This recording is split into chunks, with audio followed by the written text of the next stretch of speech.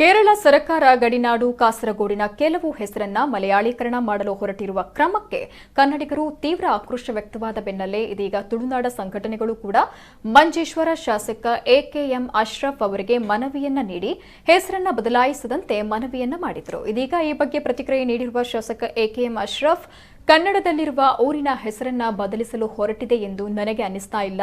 ಈ ಕುರಿತಂತೆ ಜಿಲ್ಲಾಧಿಕಾರಿ, ತಹಶೀಲ್ದಾರರಿಗೂ ಸುತ್ತೋಲೆ ಬಂದಿಲ್ಲ. ಸರ್ಕಾರ ಹೆಸರು ಬದಲಾವಣೆಗೆ ಮುಂದಾದರೆ ನಾನೇ ಮುಂದೆ ನಿಂತು ಹೋರಾಟ ನಡೆಸ್ತೇನೆ ಅಂತ ಅವರು ಹೇಳಿದರು. ಯಾವ ಕಾರಣಕ್ಕೂ ನನಗೆ ಅನಿಸ್ತಾ ಇದ್ದ ಸರ್ಕಾರ ಆ ರೀತಿ ಯಾವುದೇ ಒಂದು ಆರ್ಡರ್ ಹೊರಡಿಸಲಿಲ್ಲ.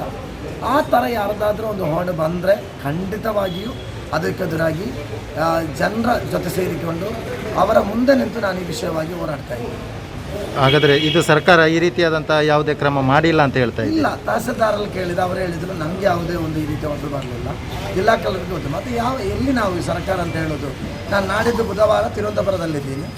ನಾನು ಆ ವಿಷಯವಾಗಿ ಮುಖ್ಯಮಂತ್ರಿಗಳಿಗೆ ನಾನು ಮನವಿಯನ್ನು ಕೊಡ್ತೀನಿ.